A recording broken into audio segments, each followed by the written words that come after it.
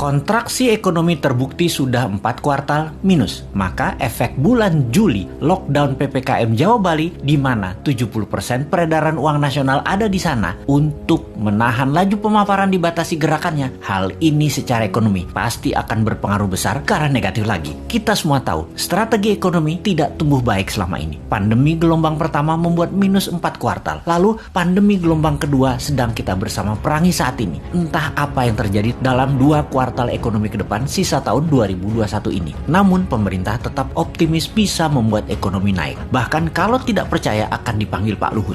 Sehubungan dengan yang tidak percaya akan mendapatkan penjelasan Pak Luhut, maka saya mengacungkan tangan tinggi-tinggi dan berkata dengan keras, Saya Pak, yuk ngobrol Pak, bagaimana strateginya dan akan lakukan apa Pak agar ekonomi tumbuh. Kalau ternyata jawabannya dengan investor asing masuk, itu bukan jawaban yang bikin kami semangat Pak, yang lain dong. Kalau dengan pinjaman hutang, itu juga bukan sesuatu yang baru. 7 tahun ini hutang naik jadi 6.500 triliun dari 2.700 triliun sisa Pak SBY. Itu juga bukan sesuatu yang wah, malah sesuatu yang loh. Jadi kalau ada yang tidak percaya mau dengar langsung dari Pak Luhut, terang saya menjadi orang nomor 1 ingin penjelasan. Saya Pak, kami berharap strategi baru yang dipakainya, bukan yang kemarin-kemarin yang terbukti membuat 4 kuartal minus, juga bukan yang membuat impor bertambah naik, juga bukan membuat tenaga kerja asing bertambah banyak di Indonesia. Yang baru Pak, yang segar, ada Pak. Juga bukan seperti selama 7 tahun ini telah berjalan memainkan kekuatan politik. Pernah membelah Golkar jadi 2 di awal dulu, membelah PKS jadi 2, membelah Demokrat jadi 2, membelah P3,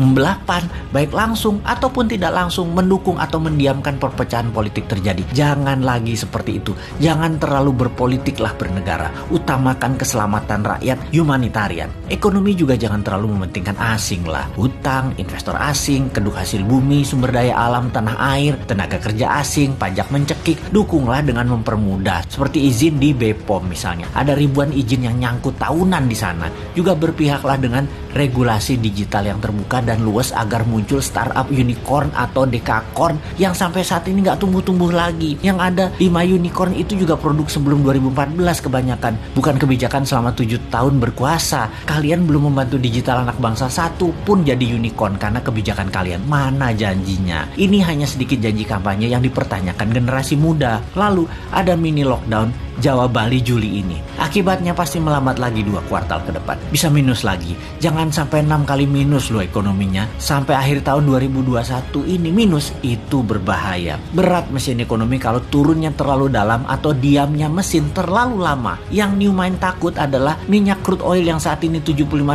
per barel. Akhir tahun ini mendekati $100 per barel. Mati kita. Sudah dolar kurang jumlahnya di tanah air. Dagang pakai yuan. Sementara Amerika dan dunia Arab tetap petrodolar, beri petrol ya pakai dolar. Lah kalau rupiah jadi 17.000 terhadap dolar karena perlu dolar dan dolar langka, nggak ada dolar masuk karena yuan yang masuk. Beli minyak 800.000 barel per hari pakai apa bayarnya? Apa mau Saudi dibayar pakai yuan? Ya enggak lah, yuan belum multi currency, baru 1,7% transaksi dunia yang pakai yuan. Cukup nekat sih analisa meyuankan transaksi dan tergantung satu negara Tiongkok mitra dagangnya, padahal Tiongkok bukan penyedia semua macam-macam kebutuhan, terutama kebutuhan energi. Cina nggak punya energi, Cina aja import. Berat nih kalau crude oil mendekati $100 per barelnya di akhir tahun 2021 ini. Di sisi lain, COVID mudah-mudahan melandai sejak akhir Juli ini. Semangat vaksin kita dukung kok bos.